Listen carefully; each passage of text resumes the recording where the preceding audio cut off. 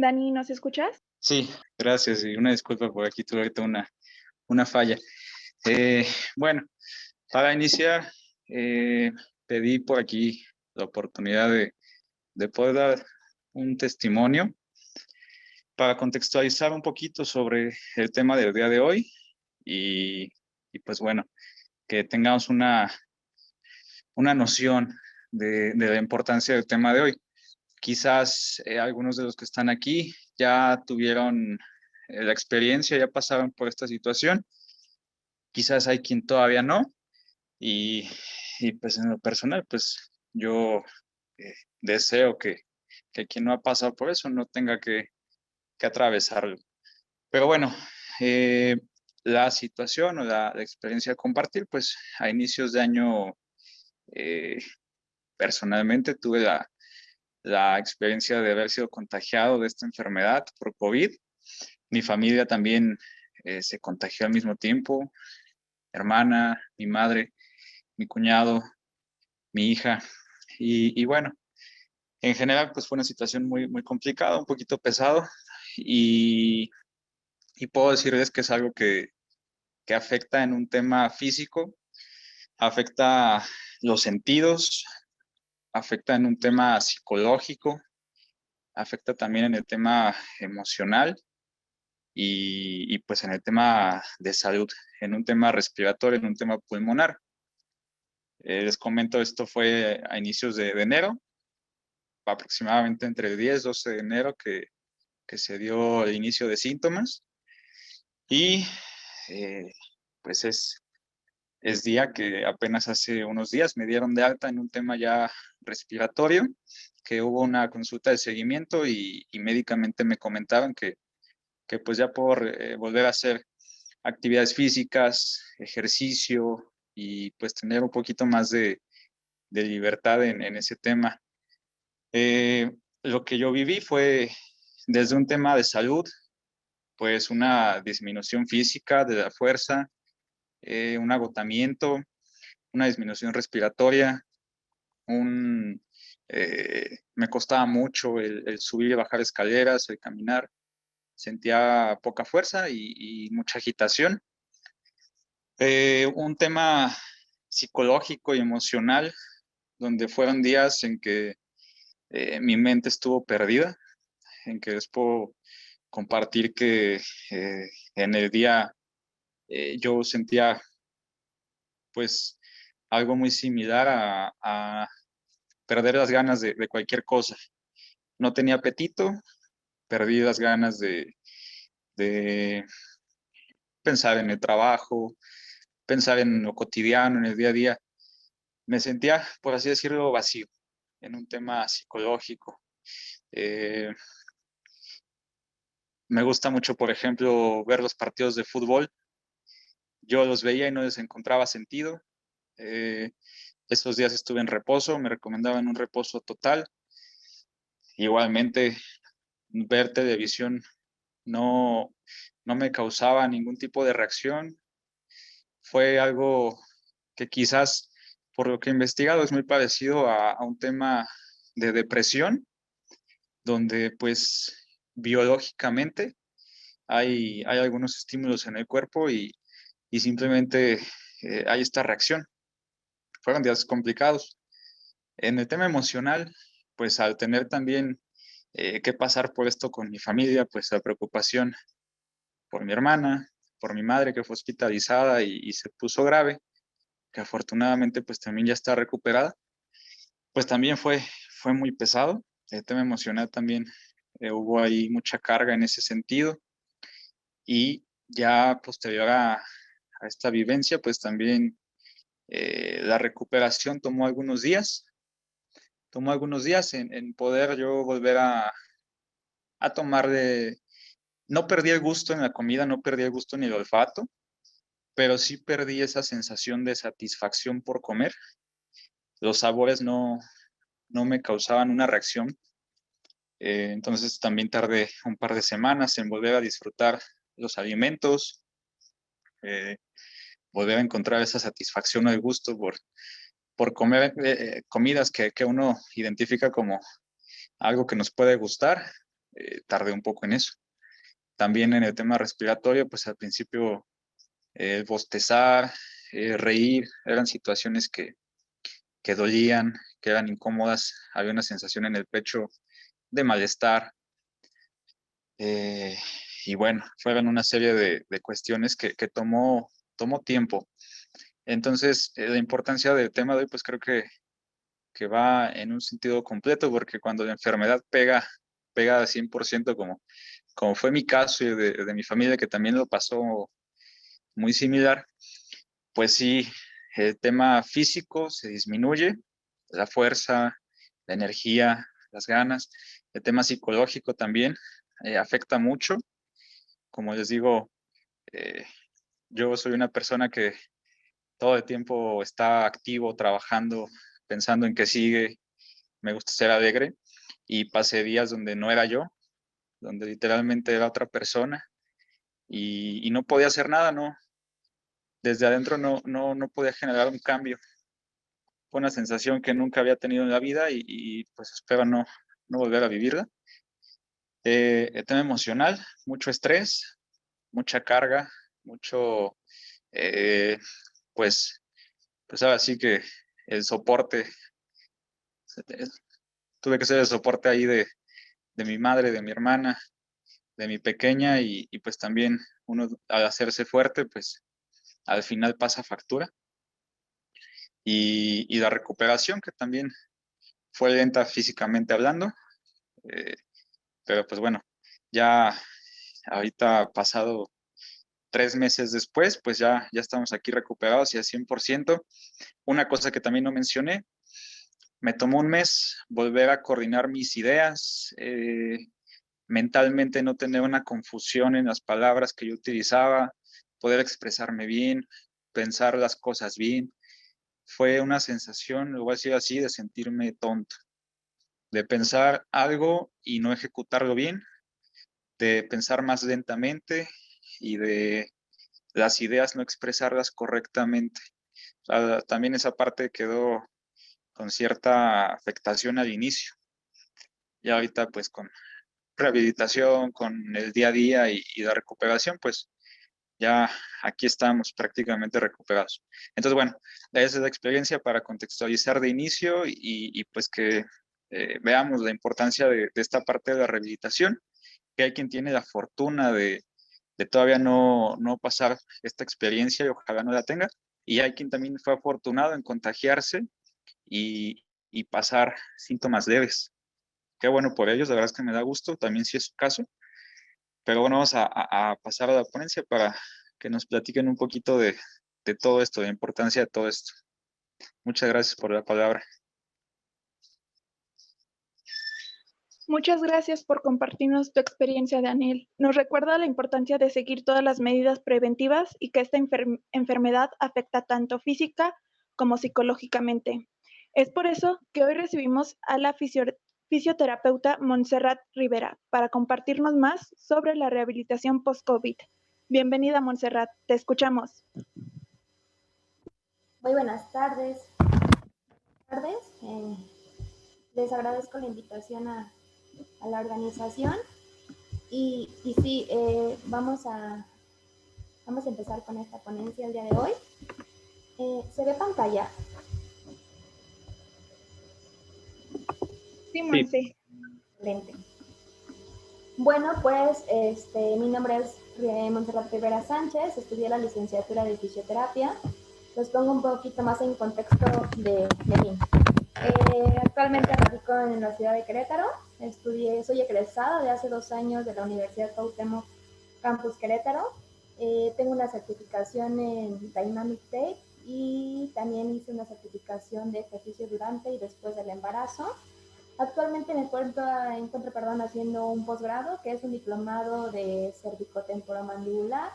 Es decir, que nos estamos especializando en la parte de cuello y en la articulación de la mandíbula, que poco abordaje hay de esto, entonces me encuentro haciendo un posgrado de esto. Y bueno, voy a empezar hablando justo de fisioterapia, porque porque de pronto a la población nos dicen fisioterapia y lo asociamos con masajes. Y está bien, porque es una técnica o es una herramienta que para nosotros los fisioterapeutas es muy importante, pero fisioterapia, perdón, no solo son masajes. También es la prescripción del ejercicio funcional, también trabajamos con algunos aparatos, y bueno, pues la fisioterapia es un área de la salud, cuyo propósito es la promoción de la salud y de la función. Algo súper vital para los fisioterapeutas es restaurar la función o el movimiento de las personas. Es como si fuéramos los mecánicos del cuerpo, nos encargamos de movernos, de restaurar el movimiento, pues movimiento hay en todo el cuerpo, ¿no? Nos basamos en todas las cuestiones científicas, nada es empírico, todo es científico.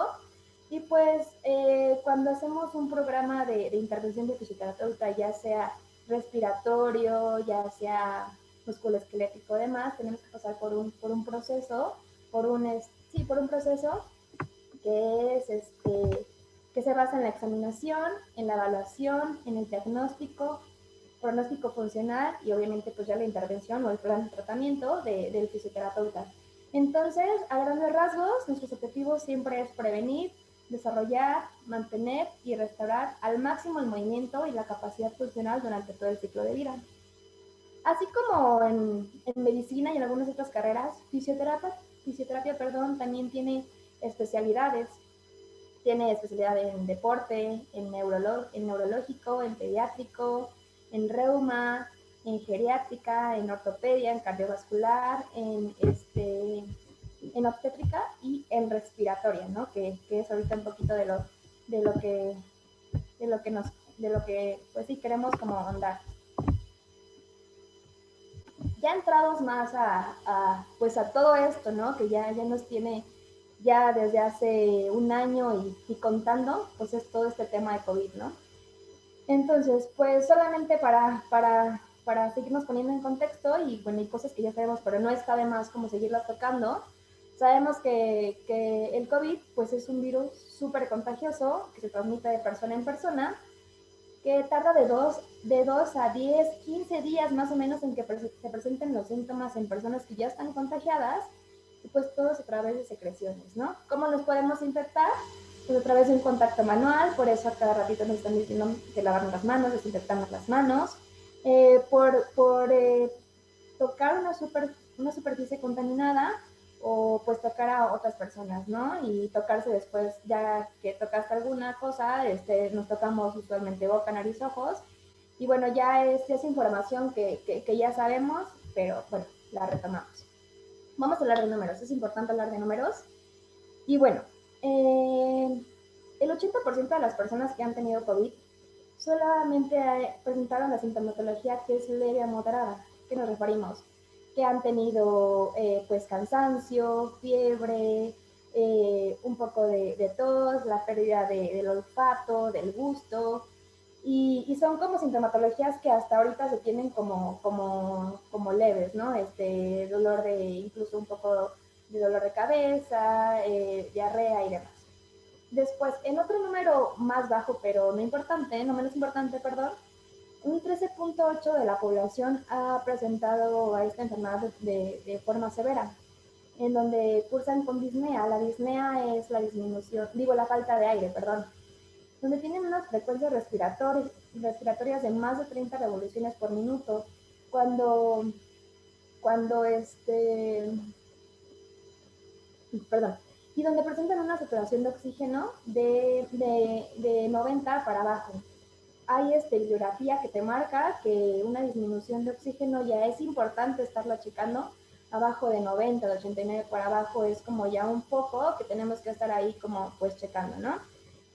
Y otro porcentaje que es que de la población, un 6.1, son pacientes ya críticos, pacientes que ya tienen que estar hospitalizados, pacientes que tienen un fallo respiratorio, un shock séptico o un fallo de disfunción multiorgánica, es decir, ya tienen la enfermedad, el virus establecido, pero aparte empieza una afectación renal, una respiración cardíaca, y recordemos que la cuestión respiratoria y cardíaca pues van muy de la mano, ¿no?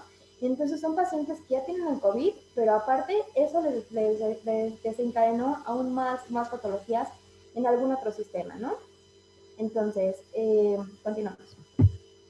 Los primeros informes destacan que las necesidades de rehabilitación de las personas con COVID grave se mantienen durante las fases aguda, subaguda y de recuperación a largo plazo de la enfermedad.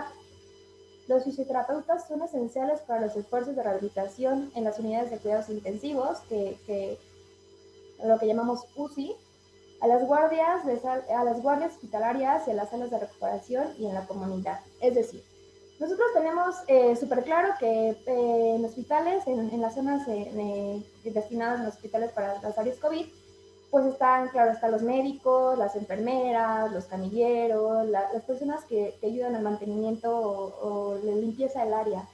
Pero de pronto se nos olvida que también estas personas tienen que ser atendidas por un fisioterapeuta. Entonces, no lo mencionan de pronto mucho y es importante, y es importante que estemos, que sepamos la importancia de un fisioterapeuta en la intervención de esto. Recordando esta clasificación, les voy a contar qué hace un fisio en cada uno de estos estadios o en cada una de estas clasificaciones de pacientes que tuvieron COVID. Entonces, en un paciente crítico, estos pacientes que ya tienen que estar hospitalizados, que ya están intubados, que ya tienen lo que llamamos ventilación mecánica, es decir, que están respirando no por ellos, sino gracias a una máquina, vamos a decirlo así, que hace un fisioterapeuta en esta área.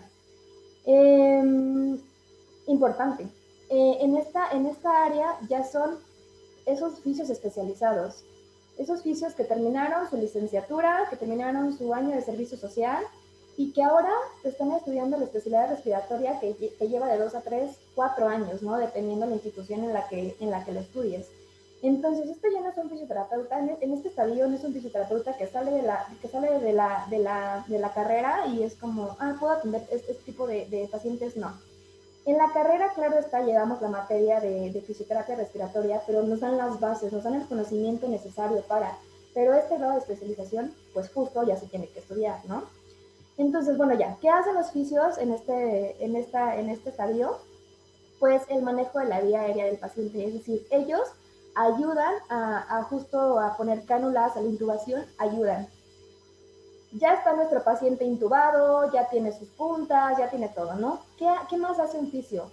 Es súper importante, y no nada más ahorita en esta cuestión de COVID, pero un paciente que está hospitalizado y lleva bastante tiempo hospitalizado, algo importante es mover al paciente.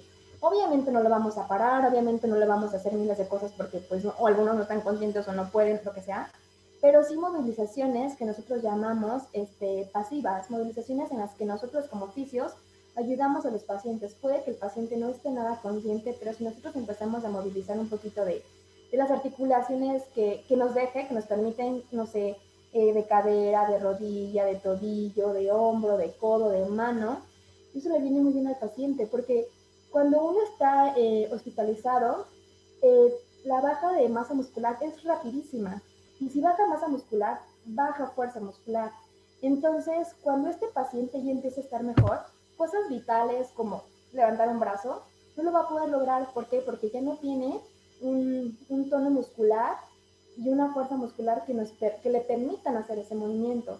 Sin embargo, si tú estás movilizando, pues haces que haya un mantenimiento de esta masa muscular, ¿no? Normalmente creemos que las enfermeras son las que, o de pronto le dicen que las enfermeras son las que tienen que estar movilizando. Estoy de acuerdo, pero siempre la asistencia y la intervención de un fisioterapeuta es súper, súper, súper esencial. En la restauración de la función pulmonar con ciertos ejercicios o ciertos, también digámoslo así, aparatos que maneja un fisio. En la prevención y tratamiento de la debilidad muscular adquirida en el paciente crítico cuando la estabilidad clínica lo permita, que es lo que les comentaba hace un segundo.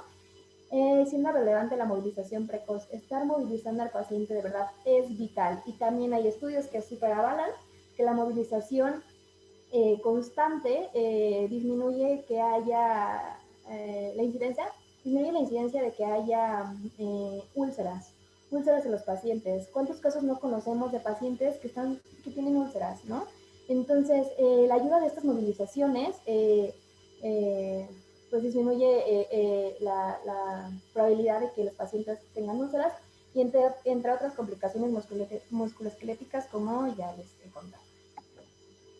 Entonces, este es el estadio más crítico.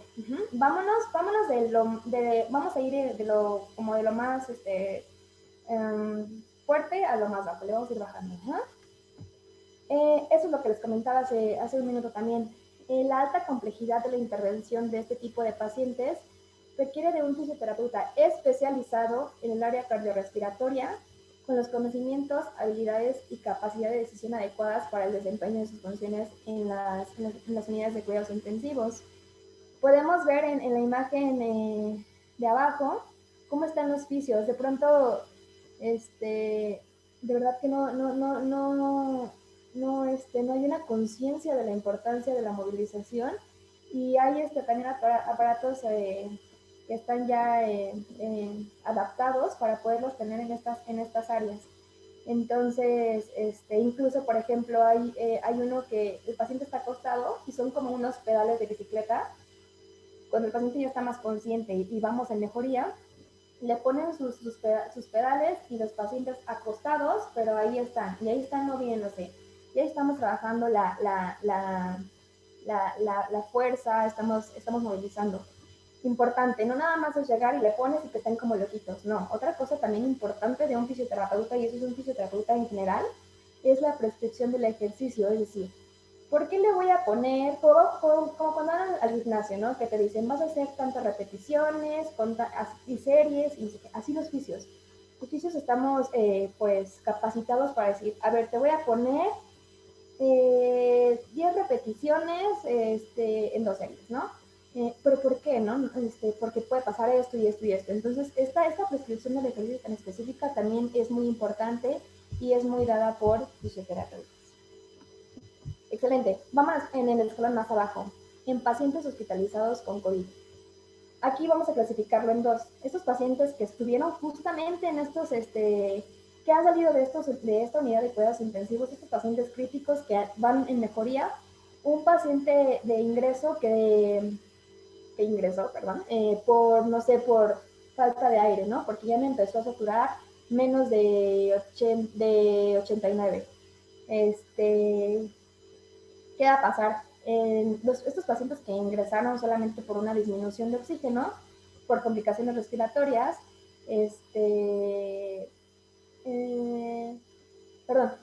y los pacientes que vienen de unidades de cuidados intensivos, pues ya que están en este estadio, pues es seguir monitorizando, ¿no? No es como que, ya no estás intubado, ya no necesitas ventilación mecánica, adiós a tu casa. No, obviamente tiene que seguir con un proceso, ¿no?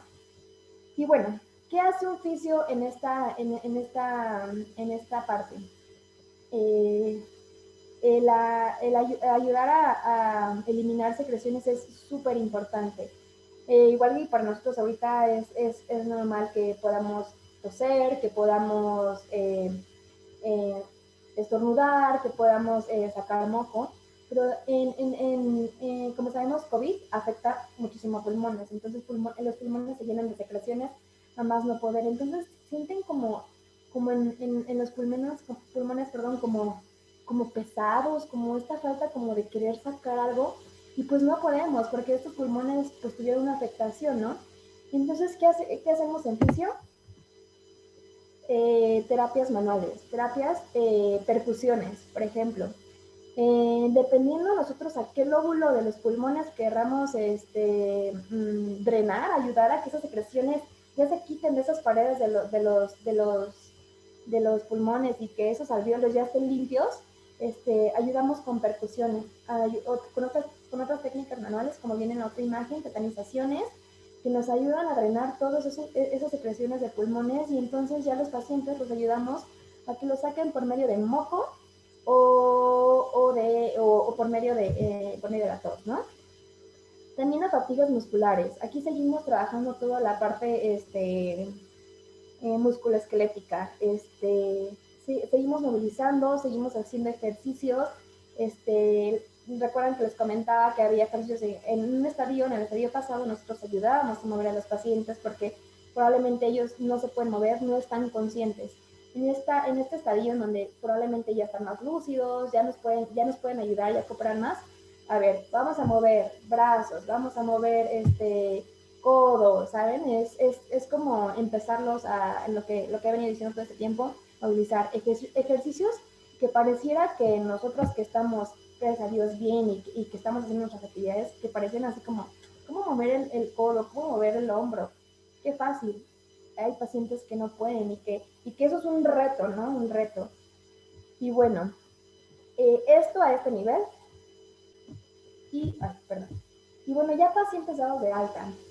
Como sabemos, COVID pues es una enfermedad pues nueva o relativamente nueva, vamos a decirlo nueva, ¿no? Tiene un año. ¿Cuántas enfermedades no tenemos ya muy conocidas y aparentemente muy estudiadas, pero salen nuevas cosas, Con COVID estamos en pañales, ¿no? Nosotros somos somos generaciones que somos los conejillos de indios, ¿no? Finalmente. Entonces hay muchas preguntas todavía. Por ejemplo, ¿cuáles son las secuelas persistentes o incluso progresivas relacionadas con el posible deterioro de la función pulmonar y cardíaca, la capacidad funcional y el estado psicológico de las personas que han superado COVID? ¿Cuáles son las probabilidades reales al alta, tanto la intervención precoz como valoraciones de estos pacientes? Entiendo que hay pruebas, ¿no? Tenemos ya pruebas e incluso hay algunos estudios como la tomografía, en donde los doctores ven, ven cómo están los pulmones, hay auscultaciones pulmonares y demás, yo lo entiendo. Pero finalmente yo creo que va a seguir saliendo mucha información y hay mucho que estudiar de esta patología. Entonces, de pronto sabemos que hay cosas como inciertas, ¿no? Me recuerdo que cuando inició todo esto nos hablaban de signos leves como dolor de cabeza, dolor de las articulaciones, cansancio.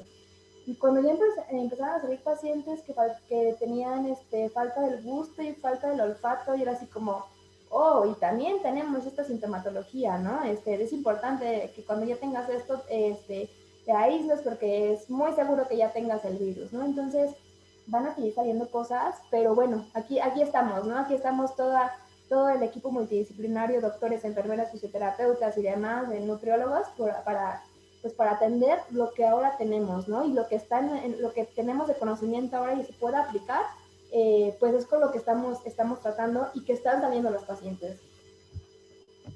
Y bueno, esto es justo lo que les estaba contando ahorita de las pruebas. Entonces, pues con las herramientas que ya tenemos, como la tomografía, como ya las pruebas de PCR y todo lo que ya tenemos, pues lo que nos queda es, bueno, esto que ya tenemos, pues hay que utilizarlo.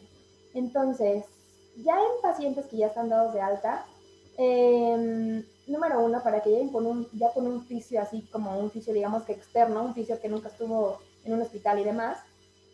Cuando a mí me llega un paciente, yo ya obviamente atiendo pacientes, pero en este estadio donde ya estén dados de alta, en un momento les voy a decir qué trabajo y qué trato, ellos me tienen que llegar con un alta de su médico de que ya está todo, de que la parte pulmonar ya está bien, ya se les hicieron pruebas pulmonares, como son espirometría, un poquito en la parte cardiovascular, una prueba de esfuerzo, o sea, de las pruebas que ya tenemos, que ya todo esté viable para una rehabilitación, ¿no?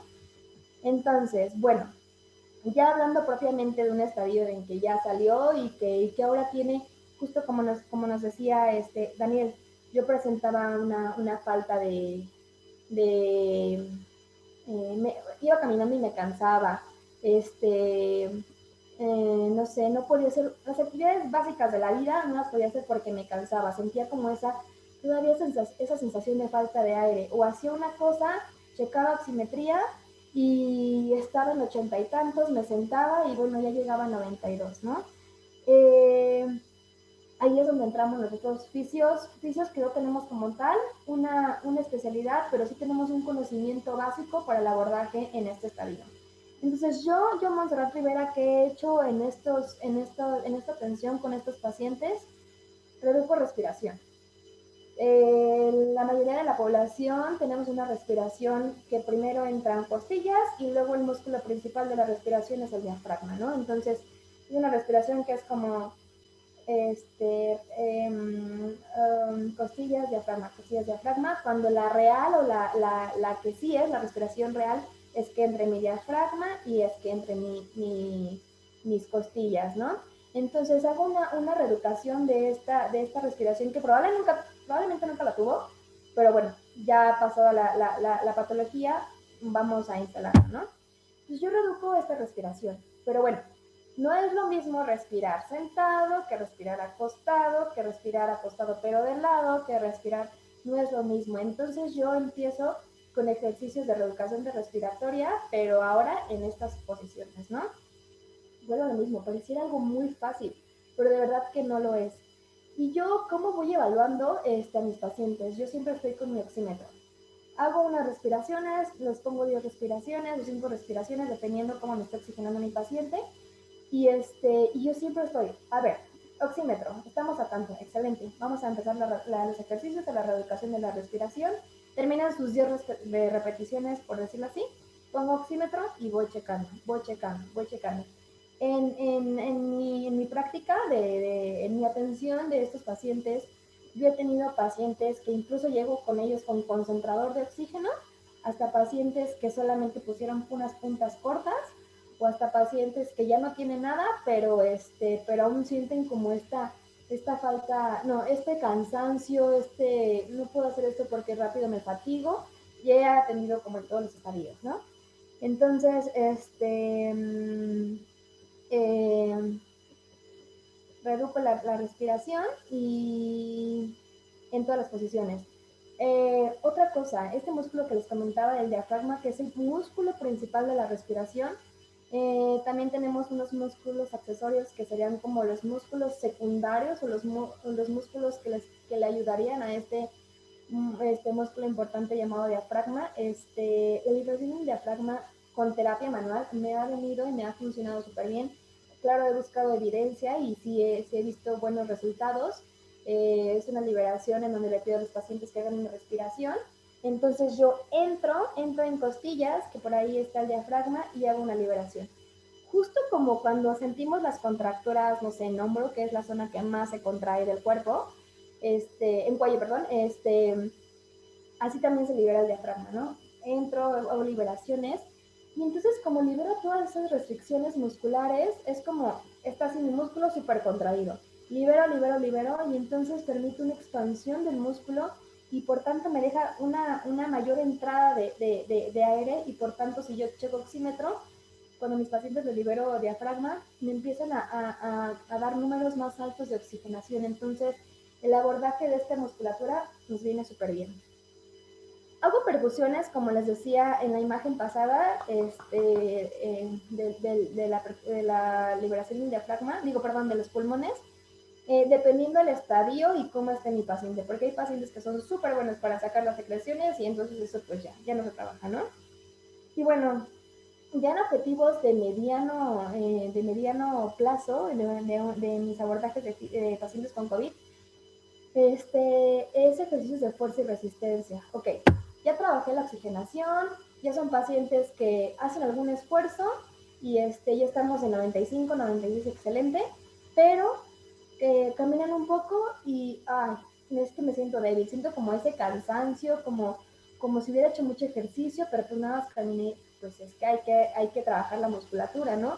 Entonces empiezo a poner una prescripción de ejercicios con ligas de resistencia, o incluso con unas repeticiones muy ligeras, y empezamos a notar cambios. Son pacientes que ya de pronto empiezan así como, es que fíjate que ya no me canso tanto cuando me estoy bañando, algo súper vital, ¿no? Es que fíjate que ya puedo comer y ya no me canso, o sea, ya no se cansa mi brazo, ¿no? Es como, ok. Y bueno, ya en un objetivo ya a largo plazo, pues es trabajar como pues toda la resistencia a esfuerzos, ¿no? A pacientes que tienen, por ejemplo, 2 plantas en su casa y tienen que subir y bajar escaleras. A esta readaptación para estas actividades más que nos llevan a un requerimiento de oxigenación más alto, ¿no? es que antes caminaba 2 cuadras y ya no aguanto. No, pues empezamos con un programa de ejercicios de entrenamiento de resistencia aeróbica. Los ejercicios aeróbicos son ejercicios con presencia de oxígeno, ¿no? Esos ejercicios con que necesitamos todavía más oxigenación a que solo caminar. No es lo mismo caminar a correr. Obviamente en una caminata ligera, la entrada de aire no, o el requerimiento de oxígeno no es tanto a correr, ¿no? Entonces, ese es preparar a los pacientes para todo lo que pueda pasar en su vida, para unas caminatas, para correr, para andar en casa, para dormir, o sea, es un trabajo importante, y entonces todo esto a qué nos lleva a que el paciente sea funcional, a que el paciente pueda hacer las cosas por sí mismo, que como les decía en el inicio, es súper vital para la fisioterapia, que el paciente sea funcional, que se mueva y que sea independiente. Entonces, en mi práctica, como les comento, de pacientes con COVID me ha resultado muy bien. De hecho, ahorita ya voy a dar de alta en 2 semanas a un paciente, que a ese paciente creo que fue el más crítico de los que he tratado, porque a él yo lo recibí con concentrador de oxígeno. Y les puedo decir que en la tercera sesión ya me hacía los ejercicios sin su concentrador. Él me decía, ¿cuándo voy a hacer el destete del oxígeno? Y yo le decía, yo no te puedo decir que en un mes, porque claro, sabemos que los cuerpos, o sea, mi cuerpo puede responder diferente al de otra persona, ¿no? Entonces, a mí no me gusta dar tiempos estimados, solamente es como vamos a hacer los ejercicios y ya. Yo, Monserrat Rivera, fisioterapeuta, ¿cómo le hago? Yo la verdad es que abordo a mis pacientes una vez a la semana, porque también entiendo la parte económica, porque también es ser bien conscientes. Entonces, bueno, claro, también dependiendo del paciente, ¿no? Pero entonces lo que yo hago es, llego, supongamos los lunes, trabajamos, dejo ejercicios, y entonces seguimos en contacto, cualquier cosa, pues ya, si pasa cualquier cosa, que esperemos, si no, yo vengo antes de la semana, que se cumple la semana, pero en toda esta semana yo dejo ejercicios, y entonces ya para cuando yo estoy yendo cada semana con mis pacientes hay una mejora. Y por eso me ha gustado trabajar de esta forma, porque he tenido mucha buena respuesta. Entonces, la constancia también por parte de los pacientes, y el que hagan las cosas que se les está pidiendo, que claro es por su bien, es algo importante para que también el tratamiento sea muy funcional. Y, y pues ya es como lo que se viene trabajando. Este paciente con concentrador de oxígeno, ayer justamente lo vi y fue su 5ª sesión, y el paciente ayer ya trabajamos subir y bajar escaleras, y me bajaba una oxigenación a 89, pero se recuperaba rapidísimo y ya me tenía una oxigenación de 95. Es impresionante. Sí, es una cuestión, estuvo en estadios muy malos, pero hoy por hoy el paciente ya no tiene nada de oxigenación, ya es independiente, y todo muy bien. Entonces, ya voy a empezar a trabajar su más fuerza muscular, y pues ya, es lo único que me queda. Yo creo que unas 3 semanas más y ese paciente está dado de alta. Es decir, un paciente con concentrador de oxígeno, lo saqué en 8 semanas, y yo solamente yéndolo a ver una vez a la semana.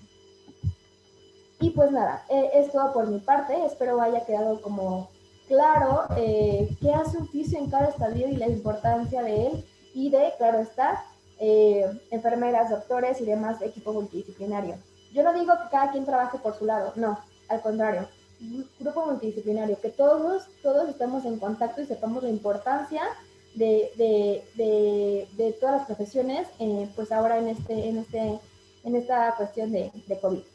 Es todo. Espero les haya quedado claro. ¿Alguna pregunta o algo?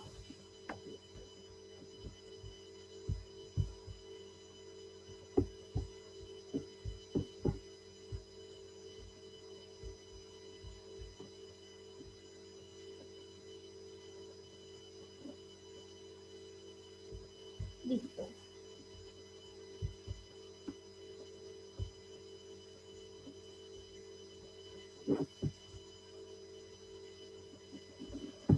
Si alguien tiene una pregunta, si quiere compartir su experiencia, es el momento. Adelante, afiliados. Pueden abrir su micrófono.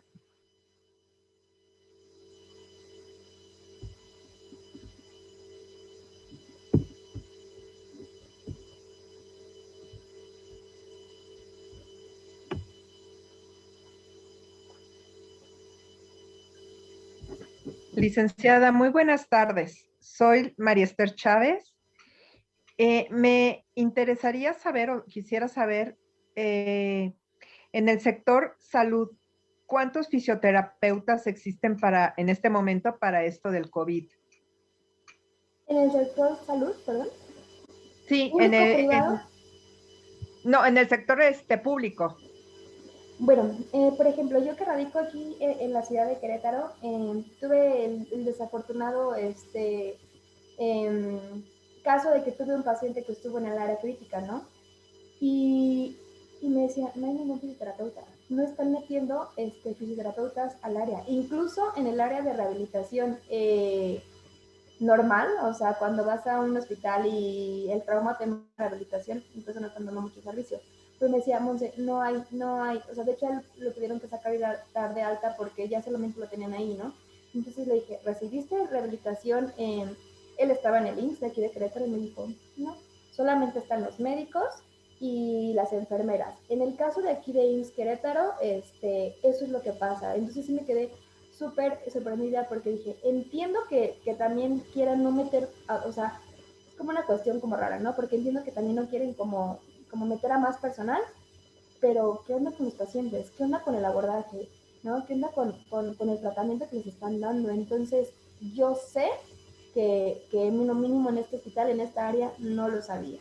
Entonces, no tengo un número o sea, no sé, también en IMSS o en otras instituciones que estén manejando, pero yo puedo comentarles que en este caso que yo tuve de familiar y que pues yo tuve que entrar ya después en una alta, no lo tuvieron. Entonces también lo sacaron porque mi primo empezaba a tener llagas porque no había movilización. No sé, Muchas entiendo que hay, gracias. sí, gracias, entiendo que hay más gente hay gente de varios estados, no sé, qué testimonio nos puedan dar también, si alguno de ustedes tuvo la desafortunada, o sea, desafortunadamente tuvieron un paciente en estas circunstancias, si sabían si había algún tipo de fisio o algo, porque sí, yo aquí en Querétaro sí supe que IMSS, no. Sí, Abraham, adelante. Sí, soy Abraham Yáñez de Mexicali, Baja California. Pues son dos preguntas, ¿no? La primera, a mí no me ha dado COVID, creo, todavía, pero muchos amigos me han preguntado, sobre todo porque a mí me encanta el ciclismo, ¿no? Y ya dejan de andar en bicicleta porque me dicen que después del COVID no aguantan el dolor de rodillas. No sé qué tan severo sea para que ya no quieran regresar a hacer deporte, pero dicen que el dolor de rodillas es muy severo, que duelen mucho después del COVID. Y la otra, me ha tocado gente mayor que queda débil visual después del COVID. Oh, sí, la parte visual no la había escuchado mucho, sí ya he escuchado algo, pero no mucho. Y como repito, como estamos en pañales, es seguir investigando y es seguir, por ejemplo, otra cosa que también he escuchado es que hubo un paciente que tuvo una colega que empezó a tener ruidos acúfenos, es decir, todo el tiempo en el oído, y fue súper marcado después de COVID, ¿no? Entonces, es sintomatología que decimos, ok, ¿qué está pasando? Hay que abordarlo. Y bueno, en la parte de los compañeros ciclistas, sí, es que es una alteración musculoesquelética también bien importante. Hay que ver también qué estadio tuvieron de COVID, si de leve moderado, pero sí está habiendo una afectación musculoesquelética muy importante. Ahí no sé qué, bueno, también depende de qué estadio, y si hubo una intervención, pues, fisioterapéutica, que sí, entiendo que llegar a un fisio ya es como, oye, ya es demasiado, porque es que está habiendo casos, ¿no? A mí me han marcado mucho para preguntarme informes de cuestiones de COVID, y ya cuando les digo esto, y es como, gracias, a lo máximo que llegan es a doctor, ¿no? Entonces, por eso sí es bien importante un abordaje de fisioterapia, de llegar a un fisioterapeuta para evaluar y ver qué tanta repercusión hubo a nivel articular, ¿no? Ya sea que nos hacen, que nuestro apoyo, que vuelvo a decir, es lo que tenemos ahorita, una resonancia, una radiografía, y ver qué afectó ahí, pero todo lamentablemente es muy incierto. Entonces ahorita tratamos con lo que nosotros como sector público tenemos, ¿no? Buenas tardes. Hola, buenas tardes. Soy Alfredo de Culiacán, Sinaloa. A mí me gustaría saber, por ejemplo, el tema de la respiración en la ansiedad, porque también pues sabemos que pues nada más por saber si te va a dar COVID o algo, ya muchas personas están presentando miedos, están presentando pues muchos problemas, nada más como psicológicos, nada más de pensar o de saber que tienen COVID. Sí, sí, vuelvo a lo mismo, como hace ratito lo decía, ¿no? Es un abordaje multidisciplinario en donde también, como están los médicos, las nutriólogas, las enfermeras, los fisios, es importante también meter a un psicólogo, porque sí hay muchas afectaciones. Sí, como comentaba, es importante el trabajo de equipo multidisciplinario. Un síntoma, por decirlo así, de la ansiedad es como esta falta de respiración, falta de aire, falta de oxigenación. De hecho, con el paciente que les contaba hace un momento de que todavía yo llegué y tenía un concentrador de oxígeno, ya estábamos oxigenando arriba de 90, ya estábamos 94, 95, incluso llegando a 96, pero su esposa me decía, es que todavía estoy durmiendo con el concentrador de oxígeno. Ya tenía .5 o 5, pero todavía duermo con concentrador. Yo hablé con él y le dije, entiendo que pasó por un momento súper crítico, lo entiendo, pero, ayúdeme a ir respetándonos un poquito de ese concentrador. Yo lo entiendo perfectamente la parte psicológica porque pues la verdad es que yo cuando estuvimos en semáforo rojo y que no nos dejaban salir y todo mal, yo también cursé con un cuadro de ansiedad, entonces soy empática y entiendo qué es eso, entiendo que es sentir que te falta el aire, pero te checas oxímetro, te checas que oxigenación y estás arriba de 94, 95, yo lo entiendo, pero yo creo que ahí ya debe intervenir un psicólogo porque sí es muy difícil de tratar. A mí me ha costado, aunque yo soy su oficio de ese paciente y trato de hacerle entender que la parte orgánica está súper bien y vamos viento en popa, pero no puedo como quitarle como estos miedos, estos fantasmas de todo lo que ya vivió. Entonces, es una cuestión que ahí, es bien sincero, ahí ya no me compete, ahí es la competencia de un psicólogo. Y pues yo creo que podemos buscar instituciones públicas en las que nos dan como este apoyo, ¿no? Por ejemplo, aquí en Querétaro, no sé en otros estados, hay una página ya de COVID Querétaro, y entonces hay teléfonos en los que ya marcas, bueno, ya te dan atención psicológica gratuita, ¿no? Por medio, claro, de llamado o teléfono. Entonces sería como lo que yo podría proponer a un paciente para que ya también no tenga más gastos. Y nada, no sé si respondí la pregunta, si fui clara. Pues sí, sí está bien. Yo, por ejemplo, sé que mi pregunta era, o sea, sí está bien la respuesta, pero cuando tienes un cuadro de ansiedad, ya ves que dicen, respira hasta 10 segundos o algo así, que se te baja ese tipo de ansiedad, pues. Ajá. Entonces, la pregunta es, por ejemplo, ahora es ¿cómo deberíamos de respirar para cuando tengamos un cuadro de ansiedad? O sea, de cualquier tipo, pues me imagino, ¿no? Pues podría ser como las respiraciones hondas y las respiraciones que ya yo le comentaba, que era, me entra aire por nariz y que pasa en panza, tiene que abultarse. Y cuando sale el aire por la boca, esa panza tiene que aplanarse. Entonces, hacer unas 10 repeticiones también es un número que me daba mi psicóloga. Y entonces, haz repeticiones, Monse, bien lentas, en donde entre aire por nariz y panza se expanda, y donde salga aire por boca y panza, y panza se aplane. Entonces, eso es lo que me recomendaba mi psicóloga. Dato de mi psicóloga. Pero sí, y lento, ¿no? Y lento. Y es lo que yo también le he hecho a mi paciente, pero bueno, finalmente es una situación psicológica y que yo le doy mi consejo, pero bueno, pues ahí está. Muy bien, muchas gracias. De nada. ¿Nadie más quiere compartir su experiencia para dar por terminada esta sesión? Solamente quiero enfatizar que en la cajita del chat, Víctor Carrasco de Mexicali puso que en el IMSS de este estado no tiene fisioterapeutas. Nos enteramos cuando mi suegro estuvo internado crítico. Sí, sabía que en el sector público no están metiendo oficios. Los conozco en el privado, pero público no están metiendo.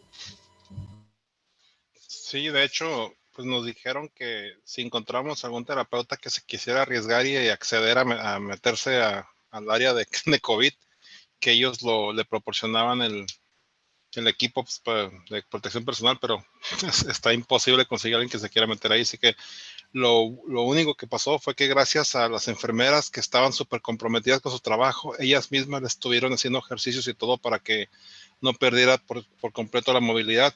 Ahorita, gracias a Dios, ya está en casa después de 47 días de intubado y con coma inducido. Lleva 3 semanas ya en recuperación. Ahorita ya empezó con unos ejercicios pues ya un poco más extensos. Al menos ahorita ya se mantiene sentado solo y ya come solo, pero todavía le falta mucho. O sea, entonces sí es muy crítico eso de que le estén reactivando la circulación y el movimiento, porque sí, o sea, salen de ahí como si estuvieran estando en un accidente de auto, o sea, no se pueden mover. Sí, salen súper críticos, o sea, es una cuestión que en realidad no se pueden mover. También tuve otro paciente que igual intubado 21 días y pues sí, lamentablemente es un vegetal, ¿no? Era así como, no se podía mover, y pues fue como un bebé, desde moverlo, y vamos a empezar y a comer, o sea, sí fue un trabajo de bastante tiempo, pero gracias a Dios ahí está, ya es muy independiente, ya incluso maneja y demás, ¿no? Pero sí, estos pacientes que estuvieron en unidad de cuidados intensivos, intubados y por un tiempo prolongado, sacarlos y llevarlos a su funcionalidad, sí es un trabajo muy, no imposible, pero sí es un trabajo muy extenso y muy pesado. Muchísimas gracias. No, gracias a ti. Perfecto, muchas gracias. En nombre de todo el equipo de AMSADE, le agradecemos a la fisioterapeuta Montserrat Rivera por compartirnos esta información de valor para conocer más sobre la importancia de la rehabilitación post-COVID y acudir a fisioterapia cuando sea necesario como prevención y tratamiento. Les agradecemos también a todos los afiliados presentes por unirse a esta reunión. Recuerden que los esperamos en la siguiente ponencia titulada ¿Cómo ser proveedor de gobierno y poder licitar en concursos estatales y municipales? Esta se llevará a cabo el día 21 de abril a las 6 p.m. Gracias nuevamente por tu tiempo y conocimiento, Monse. Me despido deseándoles una excelente tarde a todos. Hasta luego. Gracias, hasta luego. Muchas gracias por su atención y que estén muy bien. Gracias. Gracias, Montserrat. In my mind, in my head, this is where we all came from. The dreams we had, the love we shared, this is what we're waiting for. In my mind, in my head, this is where we all came from.